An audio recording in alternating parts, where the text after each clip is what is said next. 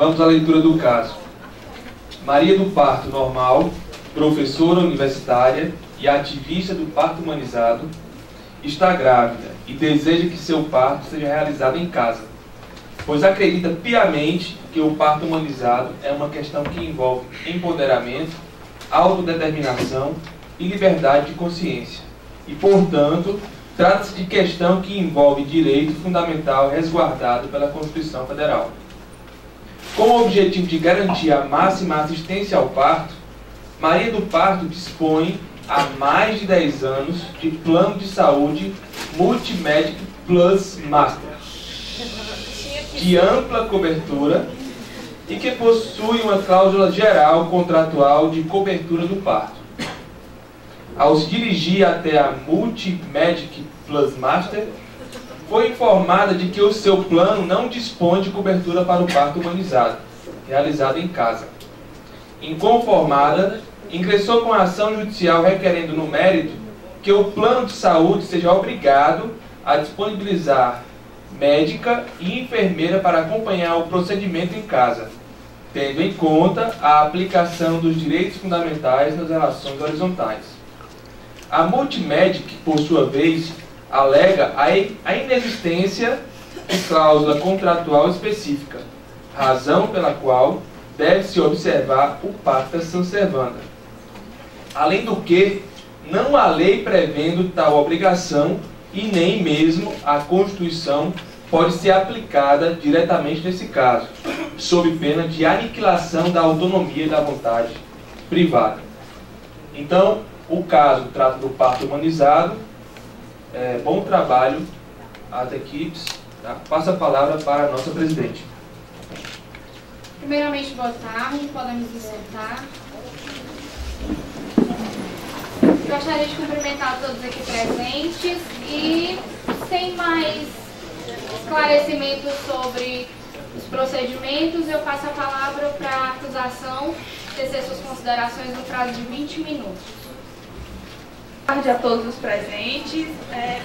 Primeiramente, eu gostaria de saudar esse egrégio tribunal, a pessoa de Niele Martins, que hoje está fazendo a condução dos trabalhos de julgamentos fundamentais.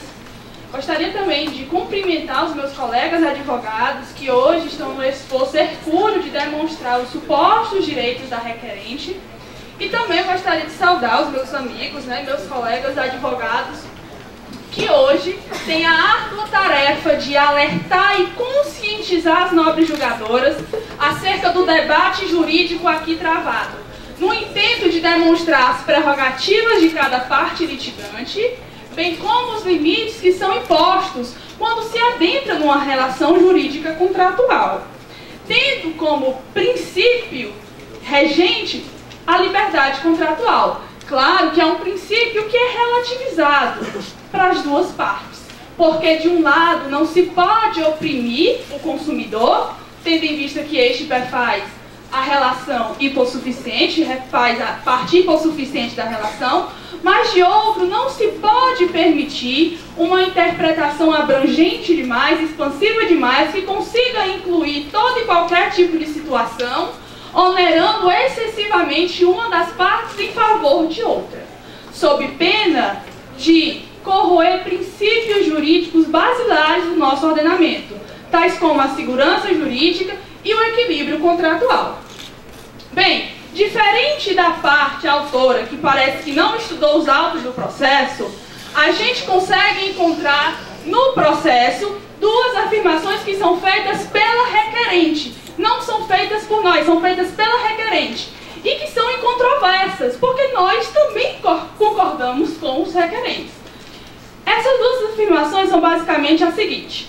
A primeira é que a requerente ela é conveniada com o plano desde 2005. Então faz aí uma relação de 10 anos. A segunda é que no contrato existe uma cláusula geral de cobertura de parto.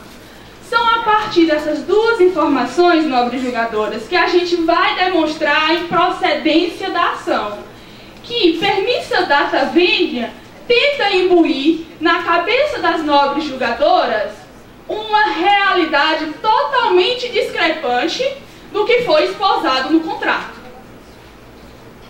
Vejamos, existe uma cláusula de caráter geral. Eles colocaram como uma cláusula de caráter amplo. E diz, inclusive, que o termo é ambíguo. Mas o dicionário Aurélio, o velho e bom dicionário Aurélio, é claro ao dizer o que significa geral. Geral, nos termos do dicionário, significa algo comum, aplicável à grande maioria de pessoas ou de coisas. É a opinião geral, é o interesse geral. É, por fim, algo vago e indeterminado, mas que cada ser humano, no uso de seu bom senso, diante do caso concreto, consegue delimitar essa generalidade íncita àquela situação, dando-lhe um sentido palpável. No nosso caso, um sentido palpável e harmonioso diante de uma cláusula contratual. E partindo desse pressuposto, eu desafio Vossas Excelências, bem como todos os presentes deste tribunal, a imaginar a seguinte situação. Vocês, ou a companheira de vocês, estão grávida no século XVIII. Qual é o primeiro local que vem à cabeça de vocês? Um hospital ou uma casa? Século XVIII. Agora, vamos um pouquinho mais na frente, 2015, hoje. Parto. Qual é o primeiro local que vem à cabeça de vocês? Um hospital ou uma casa? Doutoras, eu posso estar até equivocada, mas eu acredito que a grande maioria, para não se falar a totalidade, pensou quando foi aventada a ocorrência de um parto nos dias atuais em um hospital. Pois bem, no ano de 2005, ao ser compactuado o contrato entre as partes litigantes, foi estabelecido, como se disse, uma cláusula de caráter geral. Se é geral, é de caráter comum, é de caráter usual. E as julgadoras hoje têm o dever de ir muito mais além do que o sentido literal das palavras, devendo buscar a intenção real e comum dos contratantes.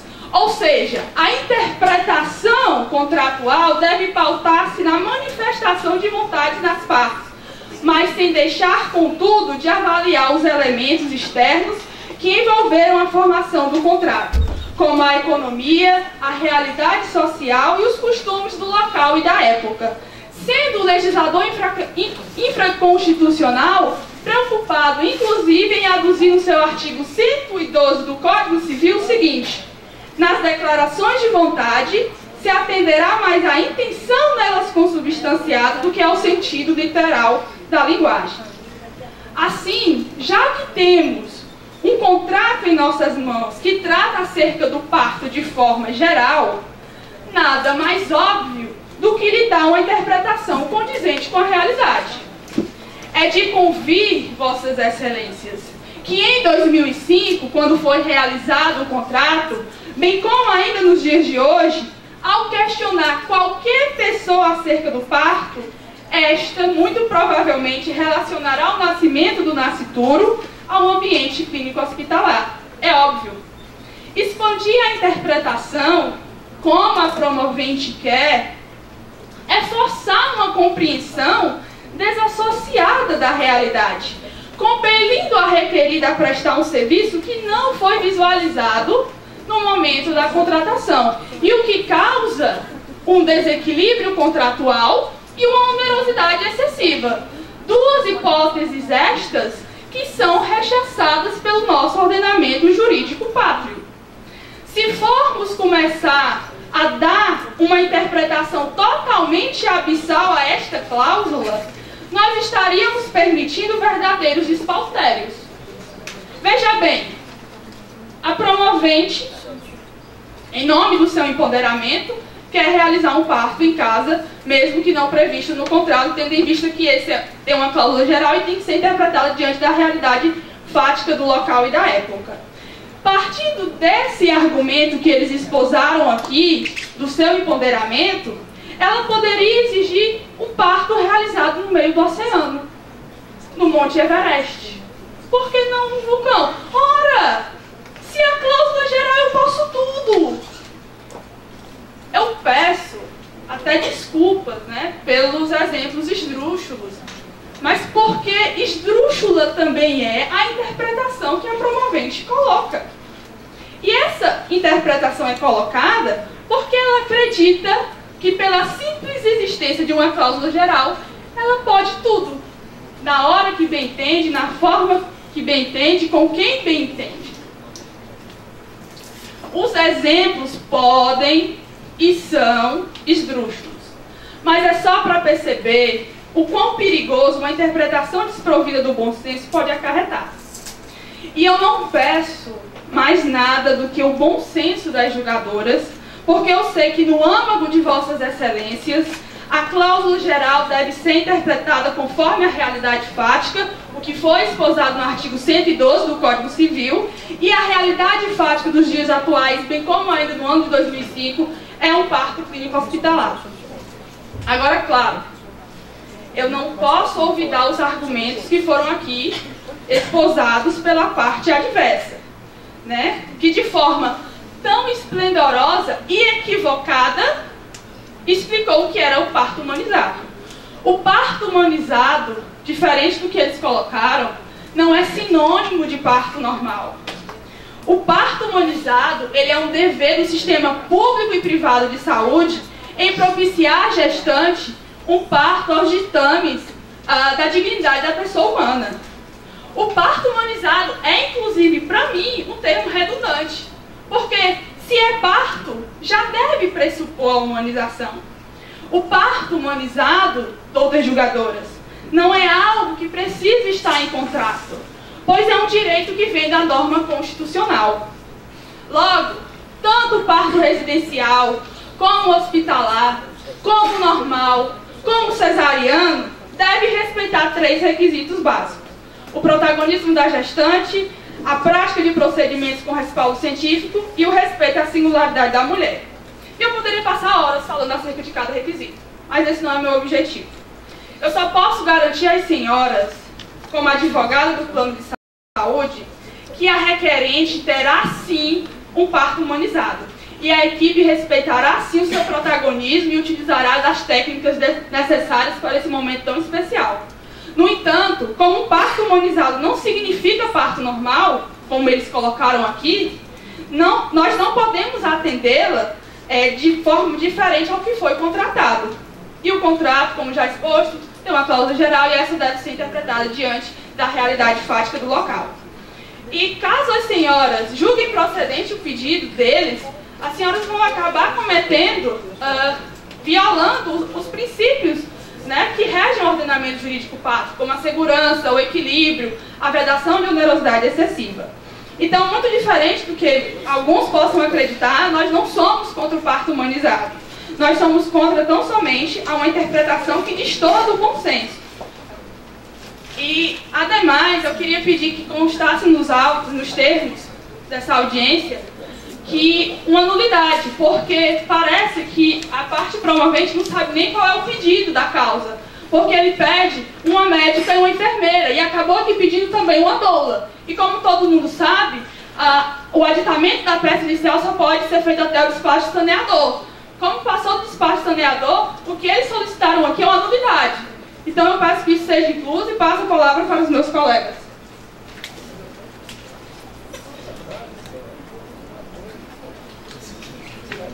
Boa tarde a todos. Renovo as considerações, né, faladas. E vou adentrar um pouco acerca desse assunto. Pouco foi se falado acerca da aplicabilidade Pouco foi se falado acerca da aplicabilidade dos direitos fundamentais na sua linha horizontal. Mas nós, como defensores da empresa e do plano aqui em questão, estudamos bem os autos e vimos também que, além do que foi elencado aqui pela parte acusatória, eles também vieram a colocar nos autos o direito de liberdade da requerente em escolher o local a qual ela daria luz a seu filho. Contudo, mesmo havendo essas sustentações orais pelos nobres defensores, a gente viu, a gente não viu que eles vieram a informar um direito tão importante que é o direito do nascituro. De início, antes de adentrar realmente aos direitos inerentes a este ser, necessário se faz saber o que é o nascituro. Segundo as instituições doutrinárias, o nascituro ele é aquele que já foi concebido, contudo ainda encontra-se no ventre materno. Encontrando-se ainda no ventre materno, ele não possui a sua personalidade jurídica, mas de antemão a lei, no artigo 2º do CC brasileiro, Código Civil Brasileiro, elenca de forma expressa na sua parte final que os direitos inerentes ao nascituro, desde logo, deverá ser resguardado a todo custo.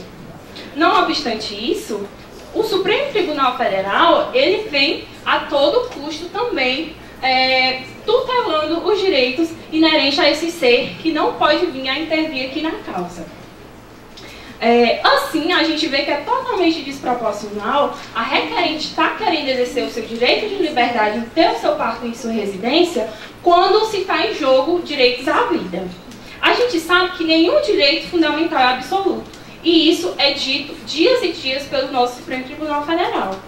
Pois há uma das características dos direitos fundamentais, que é a relativização dos direitos fundamentais, e o meu direito só vai ser exercido até que se comece o direito do próximo. E isso deve também ser observado aqui neste caso em tela. Uma vez que a mãe pode exercer o seu direito de liberdade, pode, mas desde que haja um limite, não que venha infringir o direito à vida, à saúde e uma futura integridade física e moral da pessoa que está por vir.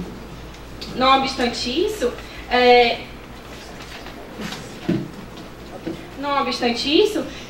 eu queria ser bem breve e realmente falar só acerca do direito do nascituro, pelo tempo que ainda tem a ser dado para o meu colega.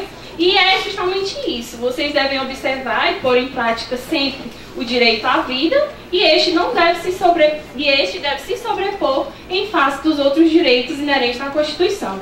Uma vez que o direito à vida, ele é um bem supremo do ser humano, o qual nos dará direito a exercer os demais previstos na Constituição.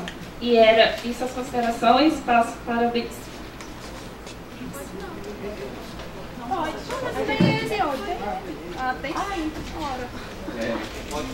Boa tarde. Eu gostaria só de cumprimentar a doutora presidente e os demais jogadores. E iniciar falando, senhores e senhoras, peço que vossas excelências se atenham ao princípio da correlação. Ou seja, o que foi exposto aqui deve ser julgado. Iniciando, vamos falar um pouco sobre a aplicação dos direitos fundamentais nas relações privadas. Que direito é esse? É previsto? É possível? Sim. Mas quando e como ele é possível? Os direitos fundamentais, eles devem reger sim os contratos. Contudo, o direito público, no caso, o direito constitucional, só deve intervir no direito civil, que é uma área privada, quando houver iminente lesão de direito, ou grave direito, lesão imediata ou imediata. Melhor dizendo, se não há lesão, não tem por que ele incidir.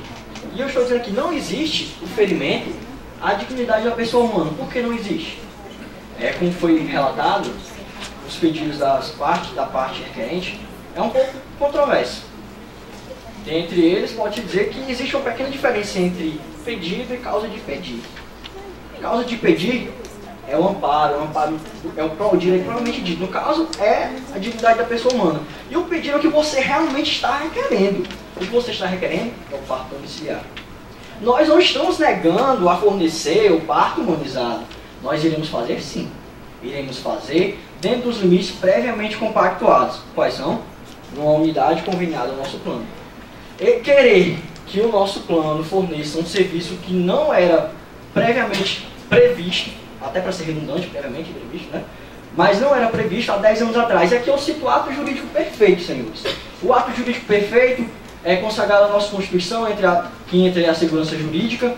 É uma situação onde aquele ato que foi perfeitamente compactuado entre as partes, não se trata apenas de mero contrato de adesão, apesar de ser essa é uma prática comum e aceita pelo nosso ordenamento jurídico. O ato jurídico perfeito ele deve ser respeitado e interpretado à luz da época em que ele foi compactuado, ou seja, há 10 anos atrás. E como já foi falado aqui, há 10 anos atrás, o parto era hospitalar e até hoje. Essa é uma tendência nova. E outra coisa, já foi confundido, como já falado, foi confundido a diferença entre parto humanizado e parto normal, senhores.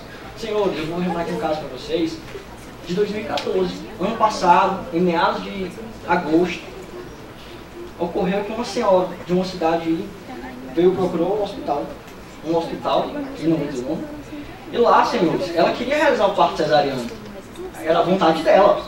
Então, ela tinha o direito de escolher, mas o hospital se negou. Se negou e obrigou ela a passar 48 horas em trabalho de parto. 48 horas um parto dito humanizado pelo hospital. Porque se vocês confundiram com o conceito de humanizado normal, então vocês entendem que isso era humanizado. 48 horas de sofrimento que acarretou, infelizmente, na morte da parturiente. Infelizmente. Ela acabou contraindo a infecção devido às manobras realizadas no parto não humanizado, dito como normal. Ela contraiu uma infecção generalizada e morreu de choque séptico. Isso, infelizmente. Isso num parto onde vocês confundiram que o normal é humanizado. E reitero, nós vamos oferecer o parto humanizado, mas dentro dos limites previamente compactuados. Nesse caso, eu reitero e peço que Vossas Excelências se atenham ao princípio da correlação e observem a questão do pedido e causa de pedido, tendo que eu já falei que o pedido e a causa de pedido deles são controversos.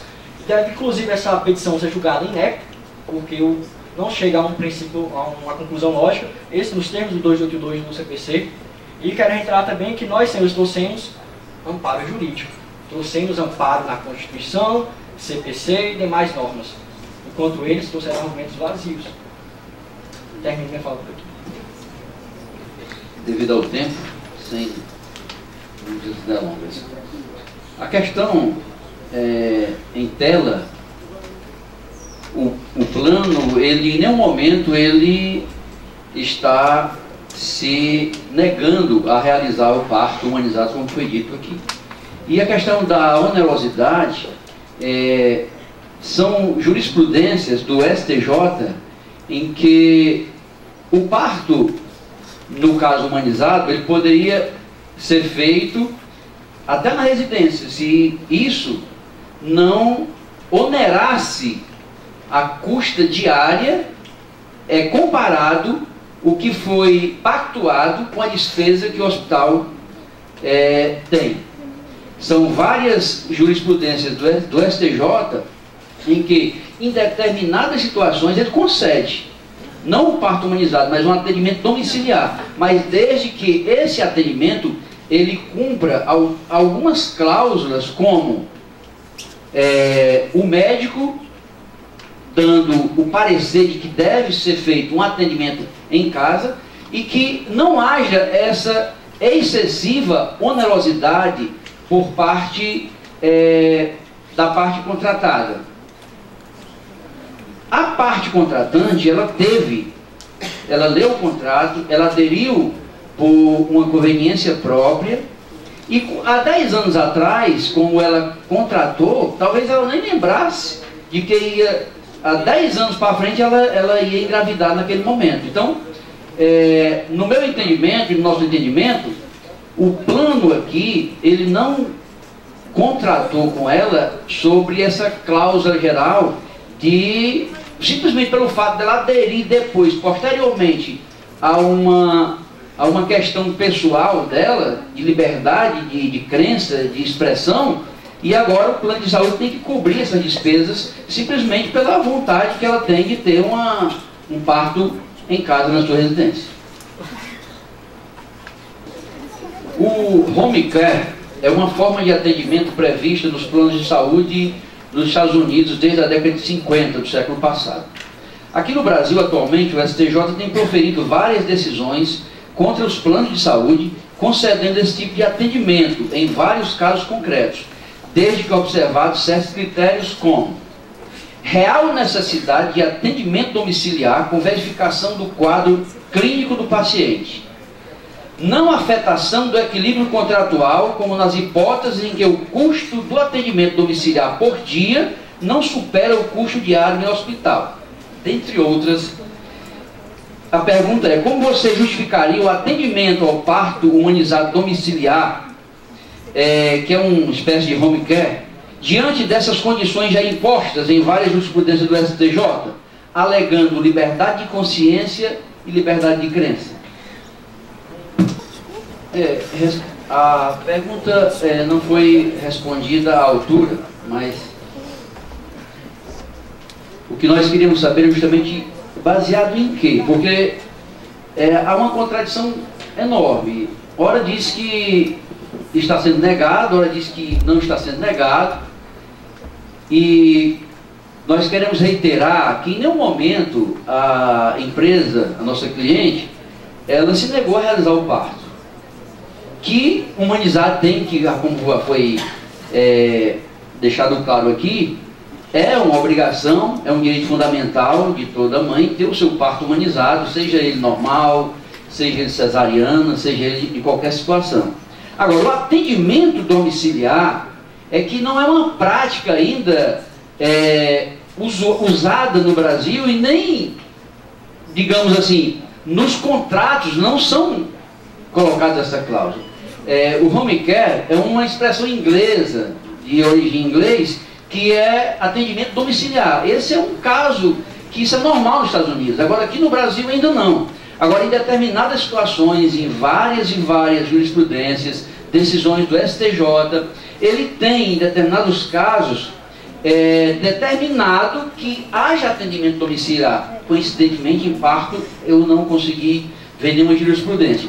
Agora, ele exige alguns critérios, e eu vou ler aqui para vocês. O primeiro, condições estruturais da residência, real necessidade do atendimento domiciliar com verificação do quadro clínico do paciente, indicação do médico assistente, solicitação da família, concordância do paciente e não afetação do equilíbrio contratual, como nas hipóteses em que o custo do atendimento domiciliar por dia não supera o custo diário em hospital.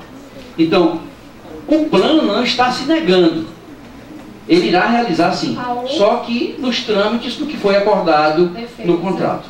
Tarde, renova aqui as saudações. Conforme tudo que foi explicado, restou claro que nós somos sim a favor do parto humanizado.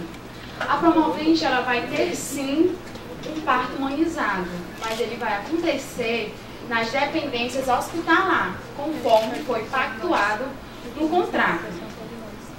Porém, o que está acontecendo é uma confusão do que vem a ser o parto humanizado. Por quê? Pois o parto humanizado, ele não é sinônimo de parto domiciliar, como muitos pensam. Seja qual for o tipo de parto que a pessoa venha a ter, seja ele normal, cesariano, hospitalar, domiciliar, ele deverá sim ser humanizado. Deverá ser respeitada as vontades da parturiente e ser resguardada a sua integridade como a sua dignidade. O parto humanizado, ele é a regra e não uma modalidade de parto, como muitos pensam. Logo, todos os procedimentos, eles devem ser pautados na humanização. De forma bem simplória, vou tecer alguns comentários do que vem a ser o parto humanizado. Aqui, a mulher, ela se torna protagonista do seu parto. As decisões, elas são tomadas em conjunto com o médico, não de forma arbitrária, onde o médico decide tudo. É um ambiente com pouca luminosidade, música ambiente, tudo arquitetado e projetado para dar uma maior comodidade e deixá-la, a mulher, mais à vontade durante o trabalho de parto.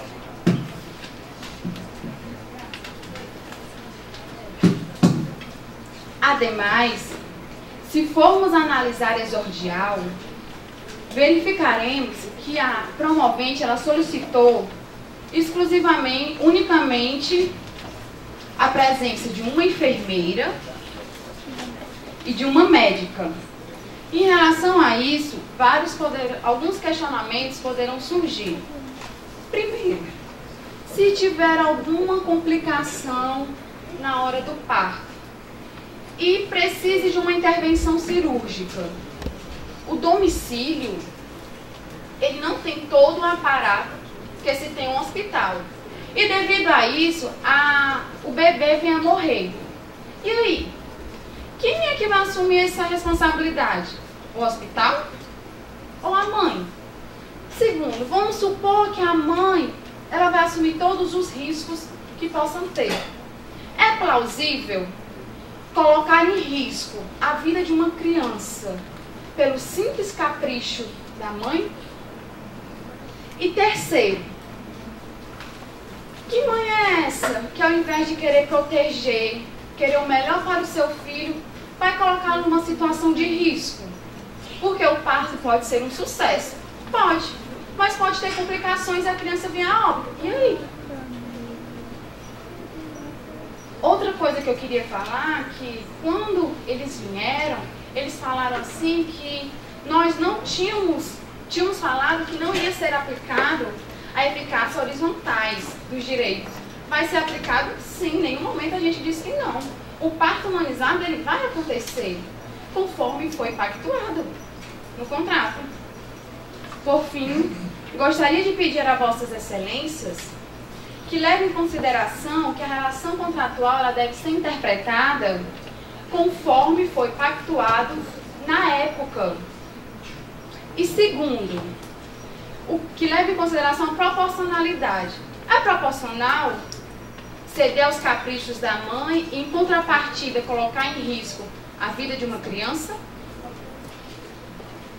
Boa tarde. Eu acabei de mudar meu voto. Portanto, eu julgo improcedente, diante do pedido da requerente, porque em tal imposição ela vai aniquilar o princípio da autonomia da vontade privada, estabelecido no artigo 421, onde as partes contratantes elas vão ter a liberdade de contratar. Nesse mesmo sentido, a gente pode ver que a Lei 9656 de 98, que rege os planos de saúde, ela não estabelece que seja obrigado o plano a fazer aquele atendimento domiciliar. Embora ela ofereça a ampliação desse direito caso as partes contratantes queiram.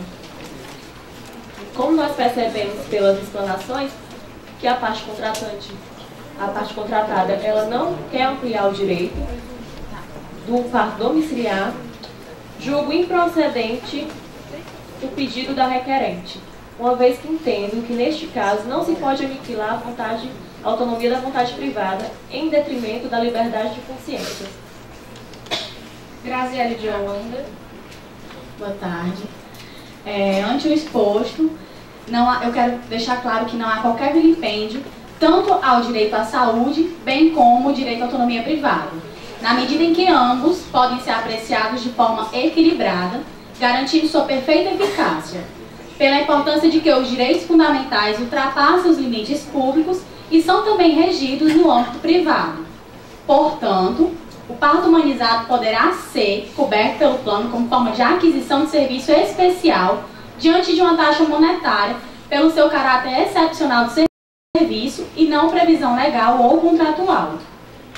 Haja vista a aprovação do projeto de lei apenas no Senado, razão pela qual, nesse caso, deve ser fornecido serviço especializado na residência da requerente Maria do Parto Normal, mediante pagamento a mais na mensalidade no plano de saúde Master Plus.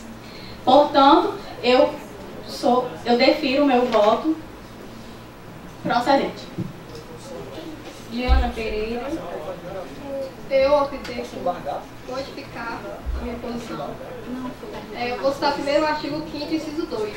Que ninguém será obrigado a fazer ou deixar de fazer algumas coisas senão em virtude de lei. Como consta no citado artigo, os planos de saúde em geral, pelo fato de não conter lei que dispõe da obrigatoriedade de realizar o parto em casa e também por não conter nenhuma cláusula específica que dispõe de tal opção, entende-se então que os planos de saúde não são obrigados a realizá-los. Eles são obrigados a realizar o parto humanizado e não domiciliar. O Estado tem adotado práticas para a diminuição dos partos por meio de cesárea, mas adotar o parto humanizado em casa seria apenas trocar um risco por outro. Me recordo de um caso em que a gestante insistiu em realizar o parto em casa e passou horas sofrendo as dores do parto, sendo que no final teve que se optar pela cesárea.